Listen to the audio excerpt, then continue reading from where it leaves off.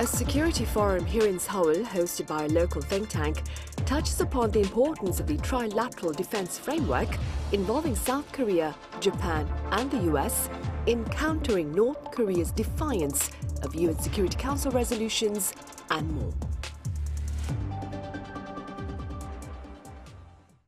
Welcome to Thursday's edition of Issues and Insiders. I'm Min Sunhee. It's that time of the week yet again during which our panel of foreign journalists touch upon a number of local and regional headlines. For this, I have Andres here in the studio. Andres, welcome back. Thank you for having us here. Always great to see you. Right. Matthew, it's great to see you again. Welcome. Yes, it's always good to be here. Right, Andres, let's start off then with details of an annual security forum that took place here in Seoul earlier this week. It was hosted by a local think tank, of course. What do you believe, Andres, it's the relevance of this particular forum?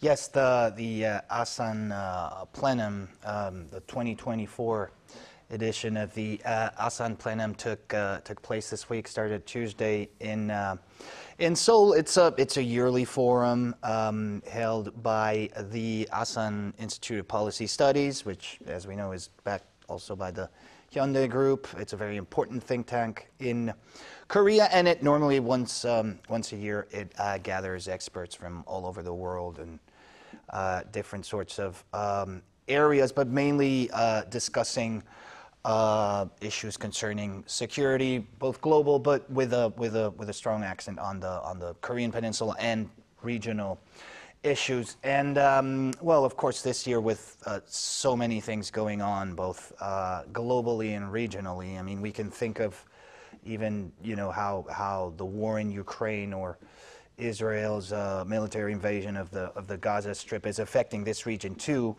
And then, of course, there's issues like the Taiwan Strait status quo and the situation there getting more and more tense as we see. There's North Korea still advancing in their development of weapons of mass destruction. There's North Korea sending weapons to Russia. And then, of course, there's, for example, talks of redesigning security architecture in the region with all this going on. And ultimately, of course, there's the one big issue, which is the U.S. election, because depending on the outcome, all of the things that I've mentioned could take very different directions, right, in the future. So all these issues were discussed. Trilateral cooperation also between Japan, South Korea, and the U.S. All these issues were discussed at the plenum, and well, lots of good questions put out there, but few certainties, of course, at this point, unfortunately. But that's why I think we need events like this in Seoul. Right, for sure. Yeah. Addressing the Asan Plenum on day one, that was on Tuesday, of course, U.S. Deputy Secretary of State Kurt Campbell, he stressed the significance of the trilateral framework involving South Korea, Japan and the U.S. in countering North Korea's reckless nuclear ambitions and, of course, missile provocations. To what extent do you agree with his assertion about the trilateral framework playing a very important role in countering North Korea? Well, I'm not a politician or anything, but I have to say that I do agree with what he says. I mean, North Korea has traditionally been very aggressive and towards Japan, but also aggressive towards South Korea and the U.S. And the U.S. and South Korea and Japan also have very close trade ties that have been going on for generations now. Japan is a little bit more self-sufficient these days, but they historically have built up their economy by exporting to the United States primarily, and Korea is still doing that right now. They're exporting to the United States. Most of the industries in Korea are based on basically exporting to the U.S., primarily also Europe, secondarily, but still the U.S. is still the primary focus. So it just makes sense for these countries that have such similar interests and similar goals and such a complex web of relationships already to just band together even more solidly in order to oppose the regional bully of North Korea. Right. And staying with North Korea, defense and intelligence authorities here in the country, they've renewed concerns over arms collaboration between Pyongyang and Moscow. Could you tell us a bit more about that? Yes, this past week, the National Intelligence Service, the Ministry of Defense, also talked about this. Well, apparently there's proof or indications that since September, that is, since North Korean leader Kim Jong-un and Russian President Vladimir Putin held this summit in Russia, the number of containers being transferred from North Korea to Russia is already around 3,700. That's a lot. And of course, we assume that these containers are holding weaponry inside them, right? So there was talk, the Minister Shin actually said that this would amount for approximately, calculating, say, like roughly 3 million artillery shells of the 152 millimeter category, or 500,000 of the 122s, right? Also, there's a possibility that these containers are also shipping short-range ballistic missiles. Just to make viewers familiar, these containers apparently are leaving the northeastern region of North Korea, the Rajin Songbong Special Economic Area.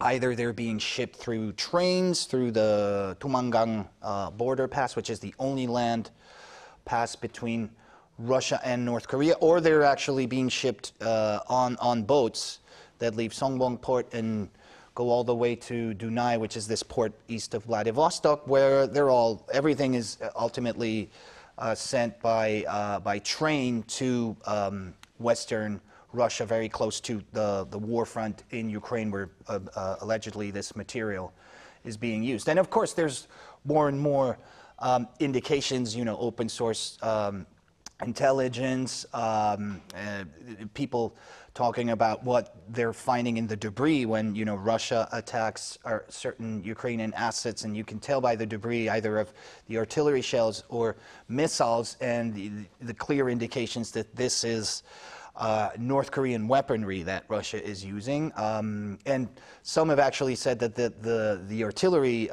shells, actually, some of them seem to be dating back to the 1970s. We already knew this because North Korea has a lot of stocks that were never used from the 1970s, precisely of the 122 millimeter and the 152 millimeter, which is what Russia has been using in its war in Ukraine. But so basically, yes, there seems to be no cap, apparently, when it comes to weapons trade from North Korea being sent to Russia. Yeah. Right, and given that reality, Andres, I understand this is a tough question, but what options do you suppose does the international community have in perhaps better working to discourage such cooperation between North Korea and Russia? It is indeed a difficult question, but I think a very good one, because right now, in March, Russia, with its vote in the UN, actually decided not to extend the mandate of the so-called panel of experts that was in charge of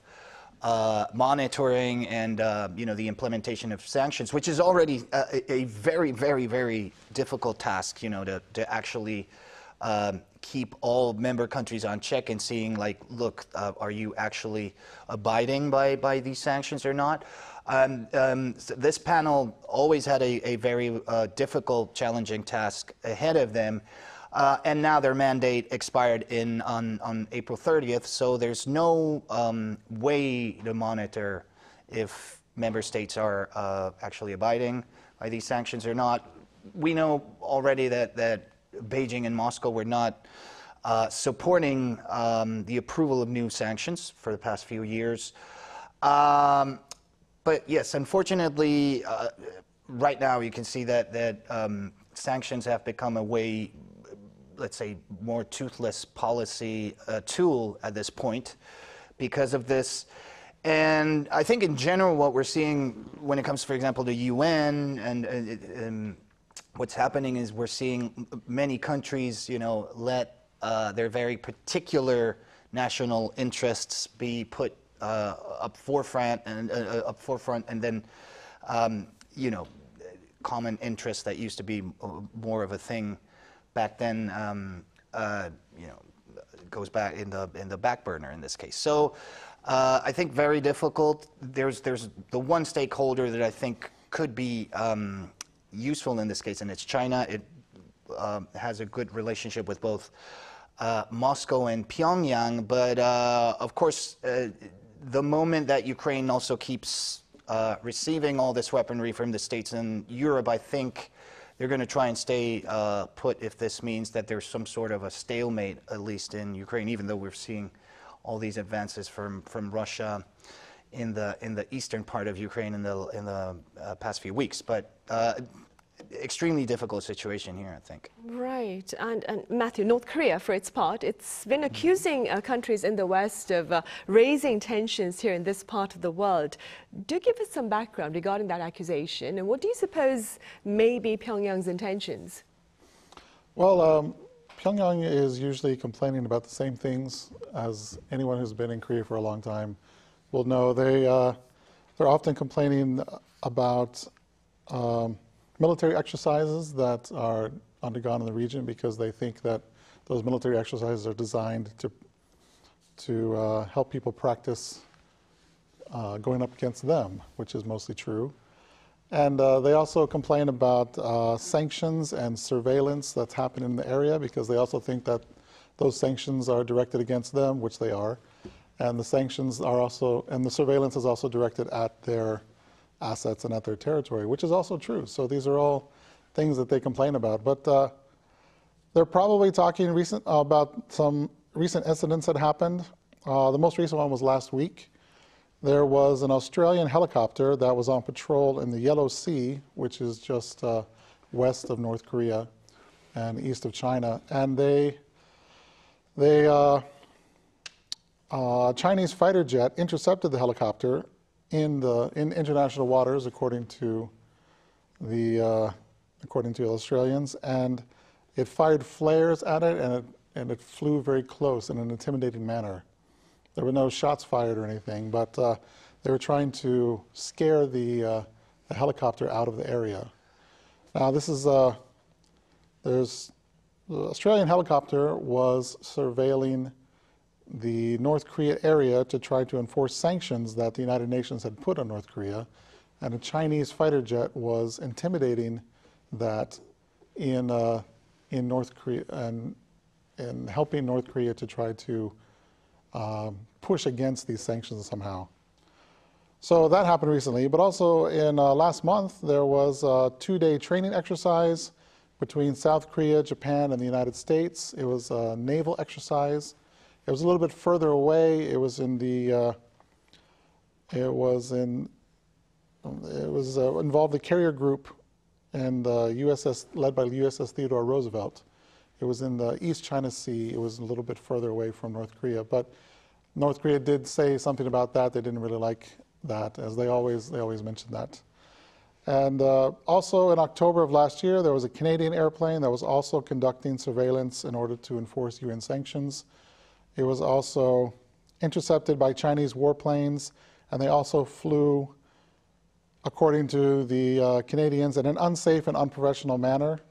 They got within 5 meters of the Canadian plane, some Chinese fighter jets, and they also launched flares. So that seems to be a pattern going on. And these are like non-military intimidation tactics. You know, when you're still yelling at someone and trying to avoid direct conflict, but also get them to back off somehow. So these could be said as things that have inflamed tensions. But tensions are always inflamed on this peninsula. I mean, after you've been in Korea for as long as I have, you've heard over and over and over that North Korea will object to something that happened and they'll threaten a lot of things, but then when it really comes down to it, they actually don't really do much. So when you ask me about what the North Koreans' possible intentions are, I would have to say that mostly they just say a lot of big words and then threaten a lot of people and then don't really do much about it. Hopefully, are we looking at their bark being worse than their bite then, for the time being? And they're staying with tensions. We're moving beyond the Korean peninsula. Some pundits are talking about a possible dispute between Korea and Japan involving Korea's online platform Naver and its share in the company that controls Japan's, or operates that is, Japan's popular messaging app Line. For the sake of our viewers who may not be familiar with this, could you give us a bit of background details regarding it? Yes, it's a bit of a thorny, complex issue. It involves Line, the messaging, the super popular messaging app in Japan that was, despite Japan being its biggest market, this app was actually launched by a subsidiary of Naver in Japan in 2011, and it became basically the trademark app in Japan, just like Kakao is in Korea. It's what you call nowadays a super app because there's payment systems involved, there's all sorts of other services pivoting around the messaging app.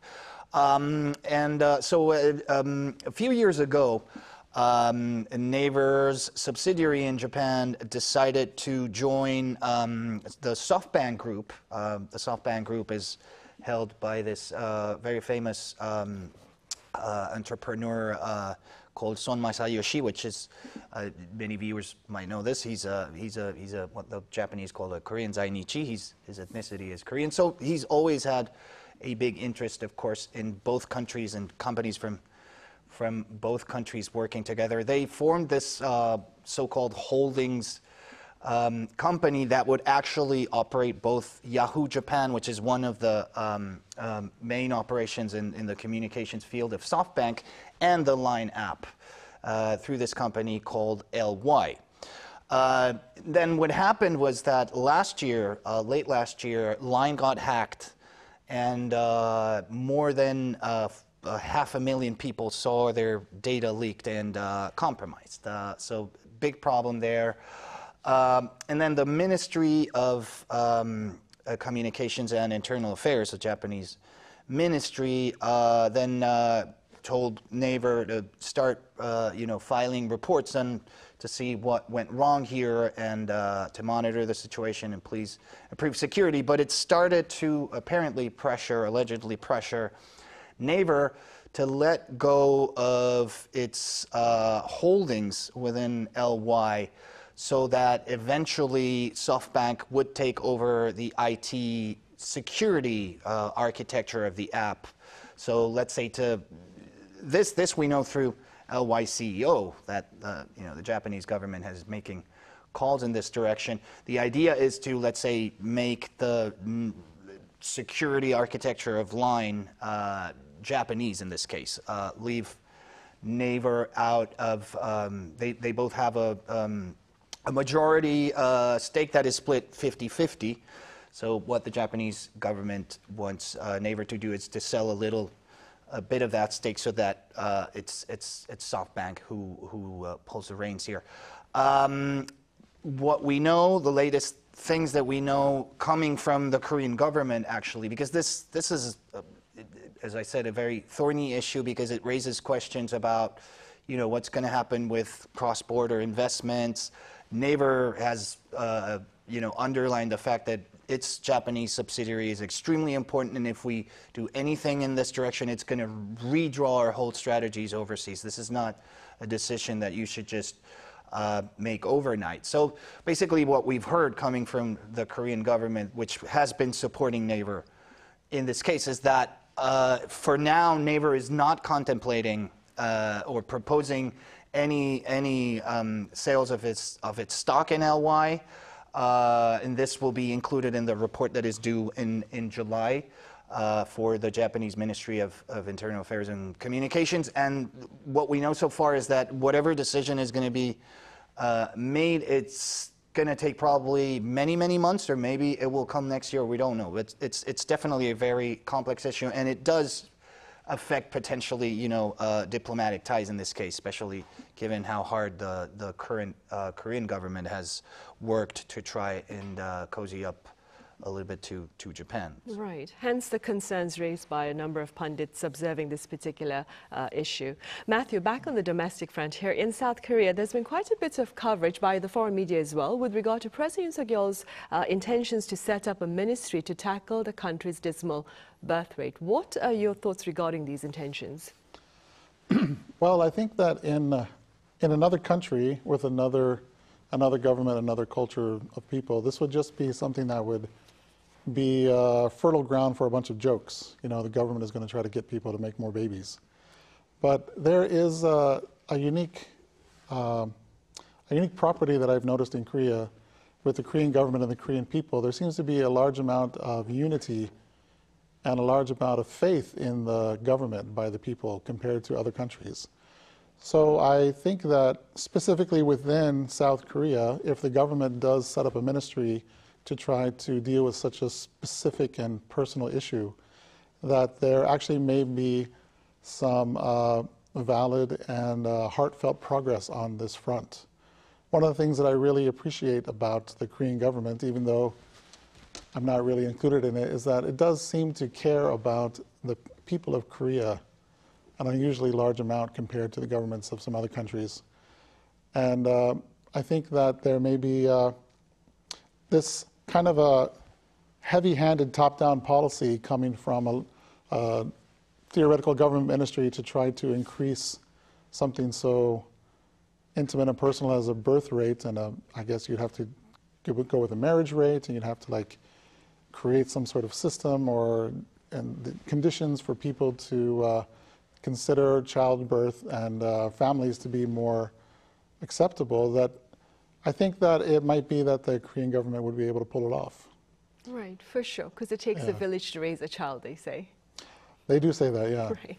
All right, Matthew, thank you so much for your time and your thoughts today. And Andres, as always, thank you very much for your insights. Thanks for having us here. Always a pleasure.